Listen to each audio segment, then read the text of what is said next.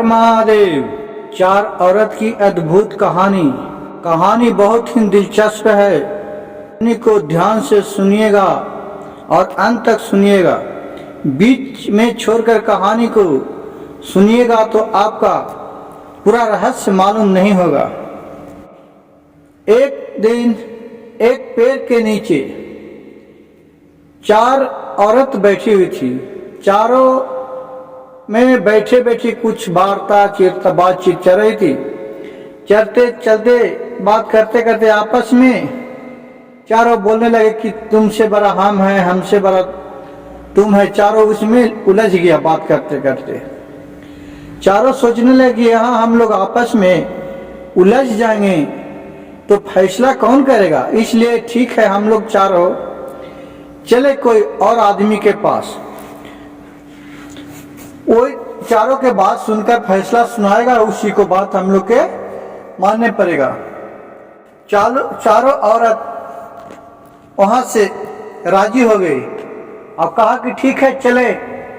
आजकल बहुत सा शिक्षित लोग पढ़े लिखे हैं। वहां से चलते चलते एक राजकुमारी थी, स्कूल से पढ़ के आ रही थी।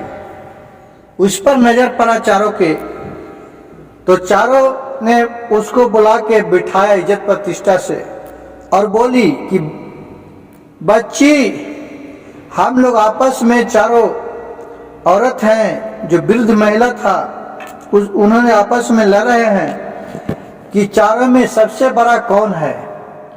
तो तू ही सुना दो। हम लोग चारों कहते हैं कि चारों के चारों हम लोग बड़े हैं, तो बड़ा तो कोई एक ही होगा, चारों के चारों तो बड़ा नहीं होगा। इसलिए तुम ही को मैं जज मान रहे हैं। तुम ही जो फैसला सुनाएगी वही बात हम लोग मानेंगे, चारों का मान्य होगा। तो उस लड़की ने बोली कि सुनाइए क्या बात है।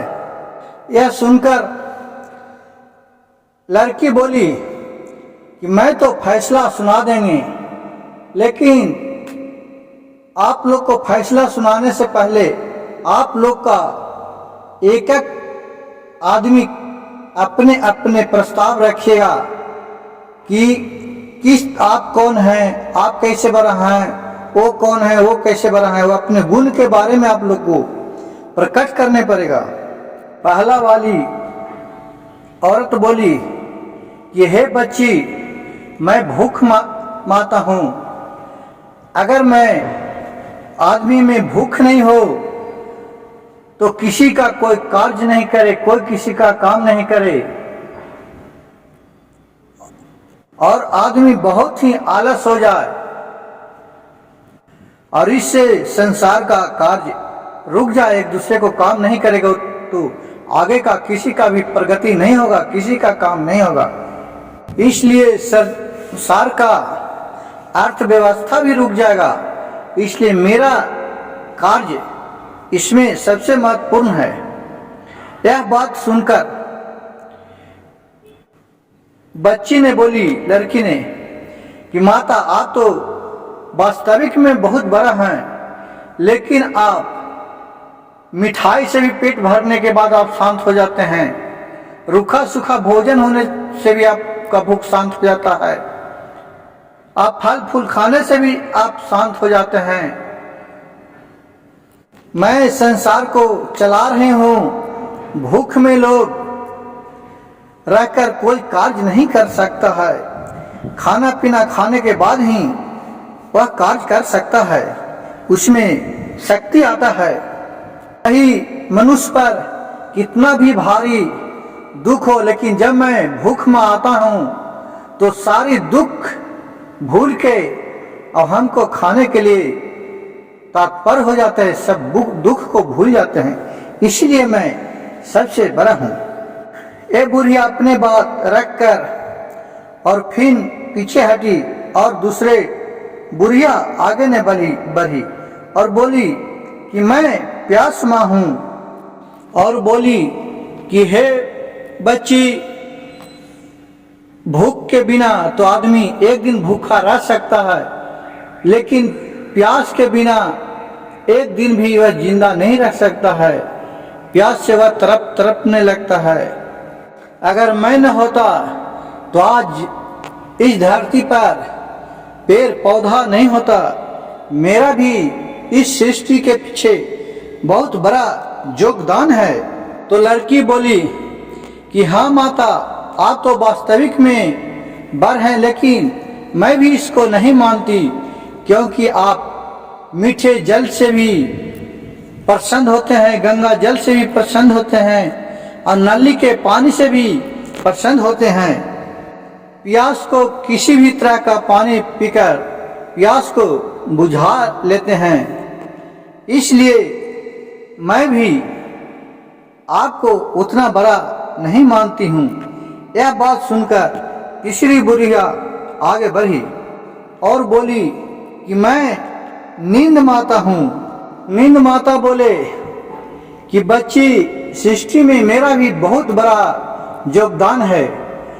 अगर मैं किसी का कितना भी दुख हो, अगर मैं नींद आ जाते हैं तो उन्होंने सब चीज त्याग के नींद सो जाते हैं, जिससे सारे दुख भुला जाते हैं। भूख के बिना एक दिन तो आदमी रह सकता है, पानी के बिना भी रह सकता है, लेकिन जब नींद आने लगता है तो उसका एक क्षण भी मुश्किल हो जाता है। लड़की बोली कि तीनों अपने आप को शीघ्र ही ठीक है कि जैसे भोजन मिलने पर भूख तो मिट जाता है, प्यास पानी मिलने पर प्यास बुझ जाता है, नींद आने पर, नींद सोने पर नींद भी पूरा हो जाता है। अब चौथे बुढ़िया का बारी आया। चौथी बारी औरत बोली कि बच्ची, मेरा नाम आस मैया है, मैं आस मैया हूँ। मेरा आस लगाए हुए लोग साल साल भर, 100 बरस तक जिंदा रहता है। मैं सब में हूँ, भूख में भी हूँ, प्यास में भी हूँ, नींद में भी हूँ। क्योंकि भूख से लोग तड़प रहा होता है तो आस लगाते रहता है कि अब खाना मिलेगा तो खाऊंगा, खाना मिलेगा। प्यास के लिए जब तड़पता तब लगता है कि आ रहा है पानी तब पीऊंगा। आस एक तरह से लगे रहता है कि पानी आएगा तो हमको मिलेगा तब पीऊंगा। नींद के लिए सोचता है कि कहूँ बिस्तर बिछेगा तो मैं सोऊंगा, और मेरे लिए सबको आस लगाते हैं, मैं सब में विराजमान हूँ।